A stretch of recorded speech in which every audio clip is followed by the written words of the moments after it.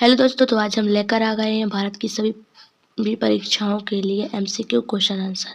भारत में जो कोई भी परीक्षाएं चल रही हैं उसके लिए महत्वपूर्ण जीके से संबंधित क्वेश्चन आंसर। ये क्वेश्चन बहुत महत्वपूर्ण है। ये क्वेश्चन आने की बहुत संभावना है। ये क्वेश्चन है ना, जो हमारे द्वारा जो बनाए गए क्वेश्चन, ये क्वेश्चन आ सकते हैं एग्जाम में। इनमें से एक दो क्वेश्चन तो अवश्य आएंगे, इसलिए आप लोग इनको पढ़कर ज़रूर जाना। तो हमारे साथ बने रहिएगा लास्ट तक। और अगर आप लोगों को भारत की किसी भी परीक्षा की तैयारी करना है तो यहाँ पर उसके लिए PY MCQ चाहिए, तो इसको ज्वाइन कर लीजिए, इसको यूपीएससी ज्ञान जीके को। और daily MCQ, daily PYQ, daily current affairs चाहिए तो हमारे चैनल को सब्सक्राइब करके कमेंट करके बताइएगा। भारत के प्रमुख भौगोलिक उपनामों के बारे में जानेंगे। इनमें से एक क्वेश्चन तो अवश्य आता है।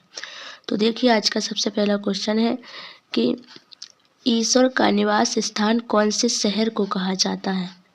ईश्वर का निवास स्थान है तो यहाँ पर कौन से शहर को कहा जाता है। तो ईश्वर का निवास स्थान कौन से शहर को कहा जाता है। ऑप्शनों को बड़े ध्यान से पढ़ना। तो देखिए, ऑप्शन ए है प्रयागराज, ऑप्शन बी है मुंबई, ऑप्शन सी है अहमदाबाद, ऑप्शन डी है ग्वालियर। तो ईश्वर का निवास स्थान कौन से शहर को कहा जाता है। तो इसका सही जवाब क्या हो जाएगा आपका। इसका सही जवाब हो जाएगा ऑप्शन ए प्रयागराज को। प्रयागराज को है जो ईश्वर का निवास स्थान के नाम से जाना जाता है, यानी कि प्रयागराज में अनेक देवताओं का वहाँ पर स्थित है। प्रयागराज में 4 धाम स्थित है, इसलिए इसको ईश्वर का निवास स्थान के नाम से जाना जाता है। और ईश्वर का निवास स्थान होता है जहाँ पर ईश्वर निवास करते हो, इसलिए ईश्वर का निवास स्थान कौन से शहर को कहा जाता है। तो प्रयागराज को। इसको बिल्कुल भी भूलना नहीं है, याद कर लेना बिल्कुल उनमें। तो आपका अगला क्वेश्चन है दूसरा कि 5 नदियों की भूमि कौन से राज्य को कहा जाता है। 5 नदियों की भूमि कौन से राज्य को कहा जाता है। 5 नदियों की भूमि। ऑप्शन ए है Madhya Pradesh, option B Rajasthan, option B Punjab, option D Bihar. तो इसका सही जवाब हो जाएगा 5 नदियों की भूमि किसे कहा जाता है। तो ऑप्शन बी पंजाब को। पंजाब को 5 नदियों की भूमि क्यों कहा जाता है, क्योंकि हमारी जो सिंधु नदी निकलती है ना, सिंधु नदी, कौन सी नदी, सिंधु नदी, तो कहाँ से निकलती है, वो मानसरोवर झील के तिब्बत के यहाँ से निकलती है और ऐसी जाती है। और उसकी कितनी सहायक नदियाँ हैं, 5 सहायक नदियाँ कितनी हैं, 5 सहायक नदियाँ की संख्या है 5। कौन कौन सी, इनकी 5 सहायक नदियाँ हैं झेलम, चिनाब, रावी, सतलज, ब्यास। ये 5 जो नदियाँ हैं जो पंजाब राज्य से होकर निकलती हैं, इसलिए पंजाब को क्या 5 नदियों की भूमि के नाम से जाना जा रहा है।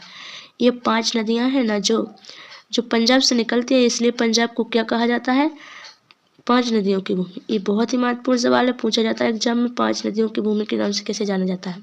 तो देखिए, सिंधु नदी की सहायक नदियाँ हैं 5, कौन कौन से, झेलम, चिनाब, रावी, सतलज, ब्यास। तो इस 5 नदियाँ भी याद रखना। और सिंधु नदी की सबसे बड़ी सहायक नदी है चिनाब नदी। इन सारी नदियों को याद रखना है।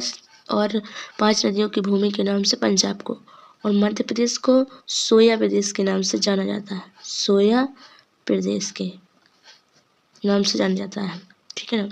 और बिहार को कोसी नदी का, बिहार का शोक कोसी नदी को कहा जाता है। बिहार का शोक कौन सी नदी है, तो कोसी नदी। ये सारी याद रख लेना है। तो अगला क्वेश्चन है आपका थर्ड कि 7 टापुओं का नगर कौन से शहर को कहा जाता है। 7 टापुओं का नगर कौन से शहर को कहा जाता है। तो आपके ऑप्शन ए है अहमदाबाद को, ऑप्शन बी कोलकाता को, ऑप्शन बी प्रयागराज को, ऑप्शन डी मुंबई को। तो 7 टापुओं का नगर, कितने, 7 टापुओं का नगर कौन से शहर को कहा जाता है। ऑप्शन ए है अहमदाबाद, ऑप्शन बी है प्रयागराज, ऑप्शन सी है कोलकाता, ऑप्शन डी है मुंबई। तो इसका सही जवाब हो जाएगा आपका option B, option D, Mumbai को क्या कहा जाता है, 7 टापुओं का नगर कहा जाता है, मुंबई राज्य को। और मुंबई है जो हमारा भारत का सबसे बड़ा बंदरगाह माना जाता है, भारत का सबसे बड़ा बंदरगाह। बंदरगाह का क्या मतलब होता है, जहां पर व्यापार का आयात निर्यात किया जाता है। बंदरगाह का क्या अर्थ होता है, आयात निर्यात करना, यानी कि जहाँ पर वस्तुओं को ले जाया जाता है और निर्यात यानी कि खरीदा जाता है। आयात करना लेना, निर्यात करना बेचना, निर्यात बेचना, आयात खरीदना। आयात यानी अपने के पास लेना और निर्यात यानी कि बेचना आप दूसरे राज्यों में। तो 7 टापुओं के नगर के नाम से मुंबई को जाना जाता है और भारत का मुंबई सबसे बड़ा बंदरगाह है। और आयात निर्यात, बंदरगाह का क्या अर्थ होता है? बंदरगाह का अर्थ होता है किसी देश के अंतर्राष्ट्रीय व्यापार का आयात निर्यात करना, बंदरगाह पर यही होता है।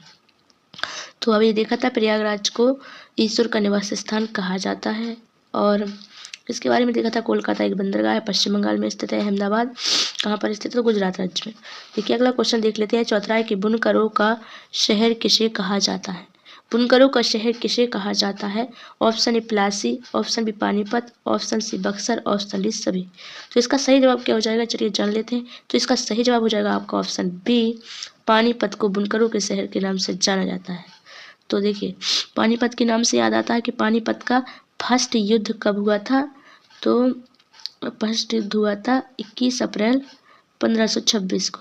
किस किस के बीच? बाबर और इब्राहिम लोदी के बीच 1526 में। बाबर और किसके बीच? इब्राहिम लोदी के बीच फर्स्ट युद्ध। इसमें विजयी कौन हुआ था? तो बाबर ने इब्राहिम लोदी को हराया था। और इब्राहिम लोदी है जो कहाँ पर? युद्ध क्षेत्र में मारा जाने वाला पहला इतिहासकार है। युद्ध क्षेत्र में मारा गया ये पहला इतिहासकार है। तो देखो युद्ध क्षेत्र में मारा गया पहला इतिहासकार कौन सा? ये पेपर में आ सकता है, इसलिए इसको नाम याद रखना कि इब्राहिम लोदी था एक ऐसा व्यक्ति के युद्ध क्षेत्र में ही मारा गया था। देखिए युद्ध क्षेत्र में बाबर फिर आ गया था। सेकेंड युद्ध कब हुआ था पानीपत का? पानीपत का सेकेंड युद्ध हुआ था कब? जो हुआ था 1556 में।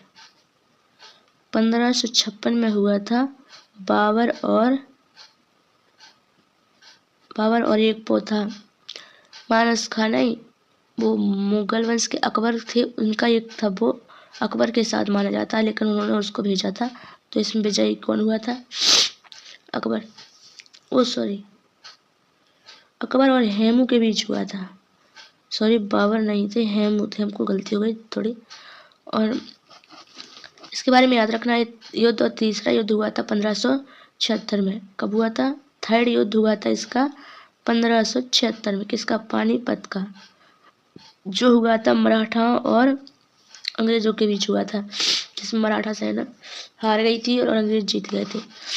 देखिए अगला क्वेश्चन है अंतरिक्ष का शहर किसे कहा जाता है? अंतरिक्ष का शहर किसे कहा जाता है? तो आपके ऑप्शन है, ऑप्शन ए बेंगलुरु को, ऑप्शन बी मुंबई को, option C Pune, option D Allahabad. तो इसका सही जवाब हो जाएगा ऑप्शन ए, बेंगलुरु को अंतरिक्ष का शहर कहा जाता है।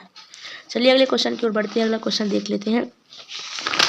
तो ये रहा आपका अगला क्वेश्चन। इन क्वेश्चनों को हम बताते जा रहे हैं, जो जिन क्वेश्चन उनको पढ़ते जाना है और याद करते जाना है। तो आपका अगला क्वेश्चन है छठवां, डायमंड हार्बर के नाम से कौन सा शहर जाना जाता है? तो ऑप्शन ए है Ahmedabad, option B Kolkata, option C दोनों, ऑप्शन डी कोई नहीं। तो डायमंड हार्बर के नाम से किसे जाना जाता है? डायमंड हार्बर के नाम से जाना जाता है कोलकाता को, यानी कि आपका ऑप्शन बी है जो बिल्कुल सही जवाब हो जाएगा। अगला क्वेश्चन है सातवां, इलेक्ट्रॉनिक नगर के नाम से किसे जाना जाता है? Option A Bengaluru, option B Ahmedabad, option C Jaipur, option D सभी। तो इलेक्ट्रॉनिक नगर के नाम से किसे जाना जाता है? तो इसका सही जवाब हो जाएगा ऑप्शन ए बेंगलुरु को। बेंगलुरु को इलेक्ट्रॉनिक नगर के नाम से जाना जाता है। आपका अगला क्वेश्चन है 8 का, भारत का प्रवेश द्वार किसे कहा जाता है? यानी कि हमारे भारत का, जैसे हमारा ये भारत है, तो इसका प्रवेश द्वार किसे माना जाता है? किसे माना जाता है हमारे भारत का प्रवेश द्वार? तो इसका प्रवेश द्वार यहाँ पर है मुंबई राज्य को माना जाता है। तो इसका सही जवाब हो जाएगा ऑप्शन सी, मुंबई। भारत का प्रवेश द्वार कहा जाता है मुंबई को। आपका अगला क्वेश्चन है 9वां, की पूर्व का वेनिस किसे कहा जाता है? ऑप्शन ए है Kochi, option B Mangaluru, option C Ennore, option D Tuticorin. तो इसका सही जवाब हो जाएगा आपका ऑप्शन ए, कोची को पूर्व का वेनिस के नाम से जाना जाता है। आपका अगला क्वेश्चन है 10वां, कि भारत का पीटरबर्ग कौन से शहर को कहा जाता है? Option A Mumbai, option B Jamshedpur, option C Pune, option D Chennai. Bharat का पीटर्सबर्ग किसे कहा जाता है? तो इसका सही जवाब हो जाएगा ऑप्शन बी, जमशेदपुर को। यानी आपका ऑप्शन बी बिल्कुल सही जवाब हो जाएगा। ऑप्शन 11 है कि भारत का मैनचेस्टर कौन से शहर को कहा जाता है? तो भारत का मैनचेस्टर कौन से शहर को कहा जाता है? तो इसका सही जवाब हो जाएगा आपका, भारत का मैनचेस्टर किसे कहा जाता है? तो भारत का मैनचेस्टर है जो, उसका सही जवाब हो जाएगा आपका ऑप्शन ए, अहमदाबाद को। अहमदाबाद को भारत का मैनचेस्टर के नाम से जाना जाता है। तो चलिए अगले क्वेश्चन की ओर बढ़ते हैं। अगला क्वेश्चन है आपका, देखिए आपका अगला क्वेश्चन है बहुत महत्वपूर्ण है, क्षेत्रफल की दृष्टि से, वो परीक्षा की दृष्टि से बहुत महत्वपूर्ण है। 12वां क्वेश्चन है कि विश्व का सर्वाधिक ऊंचाई पर अवस्थित बाघ रिजर्व कौन से राज्य में पाया जाता है? तो इसका सही जवाब क्या हो जाएगा? ऑप्शन ए गुजरात है, option B Assam, option C Arunachal Pradesh, option D Tripura. तो इसका सही जवाब हो जाएगा ऑप्शन सी अरुणाचल प्रदेश। तो इसमें कौन सा सबसे बड़ा वो बाघ रिजर्व है? नामदफा बाघ रिजर्व स्थित है, जो भारत का सबसे अधिक ऊंचाई पर अवस्थित है, जिसकी स्थापना कब हुई थी? तो इसका स्थापना हुआ था 1982-83 में। इसकी स्थापना कब हुआ था? तो 1982-83 में इसकी स्थापना हुई थी। नामदफा है जो भारत के अरुणाचल प्रदेश में स्थित है, और भारत ये विश्व का सबसे अधिक ऊंचाई पर अवस्थित है। 13वां क्वेश्चन है कि कांजीरंगा राष्ट्रीय उद्यान कब बनाया गया था? ऑप्शन ए 2014 में, ऑप्शन बी 2006 में, ऑप्शन सी 2016 में, ऑप्शन डी 2008 में। इसका सही जवाब हो जाएगा आपका ऑप्शन बी 2006 में है जो कांजीरंगा राष्ट्रीय उद्यान बनाया गया था।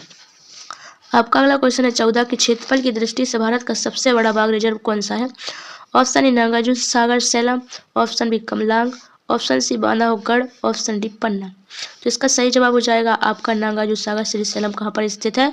तो आंध्र प्रदेश राज्य में। कहाँ पर स्थित है? आंध्र प्रदेश राज्य में स्थित है नागार्जुन सागर श्रीशैलम। तो आपका अगला क्वेश्चन है 15वां की क्षेत्रफल की दृष्टि से भारत का सबसे बड़ा, इन दोनों को तो याद रखना है क्योंकि इन दोनों में से एक भी तो आ सकता है, क्योंकि यह क्षेत्रफल की दृष्टि से भारत का सबसे बड़ा बाघ रिजर्व कौन सा है? बड़ा। और एक पूछ रहा है क्षेत्रफल की दृष्टि से भारत का सबसे छोटा बाघ रिजर्व कौन सा है? तो इसका सही जवाब क्या हो जाएगा? इसका सही जवाब हो जाएगा ऑप्शन ए पेंच बाघ रिजर्व है, जो भारत के क्षेत्रफल की दृष्टि से सबसे छोटा क्या है? बाघ रिजर्व है। तो इन क्वेश्चनों को याद कर लीजिए, और अगर इसकी पीडीएफ चाहिए तो कमेंट में ज़रूर बताइएगा, तो हम आपकी पीडीएफ दे देंगे इसकी। और ये पीडीएफ कहाँ मिलेगी? तो आप लोगों को हमारे द्वारा डिस्क्रिप्शन में व्हाट्सअप और टेलीग्राम की लिंक दे रखी है। अगर आप लोग उसमें जुड़ जाओगे, कमेंट करके बताओगे, तो हम इसकी पीडीएफ इन सारे क्वेश्चनों की दे देंगे, तो आप लोग आसानी से पढ़ सकोगे। और ऐसे ही हम शॉर्ट नोट्स बनाते हैं ल्यूसेंट जीके के, तो आपको चाहिए तो कमेंट करके ज़रूर बताना। 16वां क्वेश्चन है कि काशी की बहन के नाम से कौन सा शहर जाना जाता है? काशी की बहन के नाम से कौन से शहर को जाना जाता है? Option A Ghazipur, option B Kannauj, option C Chennai, option D कोई नहीं। तो इसका सही जवाब हो जाएगा ऑप्शन ए गाजीपुर को काशी की बहन के नाम से जाना जाता है। आपका 17वां क्वेश्चन है कि दक्षिण भारत की गंगा किसे कहा जाता है? ऑप्शन ए गोदावरी को, ऑप्शन बी कावेरी को, ऑप्शन सी कृष्णा को, ऑप्शन डी सभी। तो इसका सही जवाब हो जाएगा ऑप्शन बी कावेरी को।